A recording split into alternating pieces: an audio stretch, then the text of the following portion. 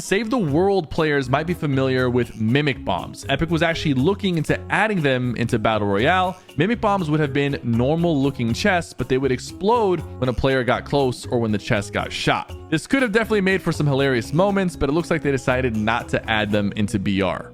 At number 11, back in chapter 1, Epic actually used to drop developer update videos on YouTube. They'd walk through the new features, items, settings, sometimes even teasing what was coming in the future. It really felt like they were very tapped into the community, but the last one that dropped was all the way back in July 2018. And not long after, we also stopped getting detailed patch notes. It's never been officially explained why they pulled back on dev updates, but some think it's because players were roasting the changes even before trying them, or even personally attacking developers, which is always a no-go.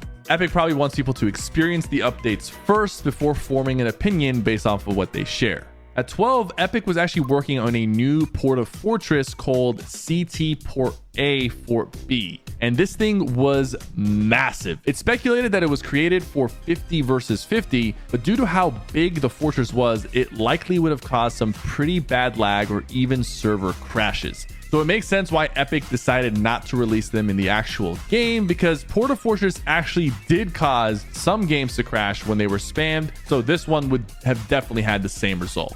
During Season 4, we had a huge event with the rocket launch. Leading up to it, there were a ton of clues suggesting multiple POIs were about to be wiped out. But the main one the community noticed was Tilted Towers. All signs pointed towards Tilted being destroyed. But if you were at the live event, you know that it ended up being Dusty Divot that got hit instead. The crazy part is that Donald Mustard later confirmed that Tilted was originally supposed to be destroyed.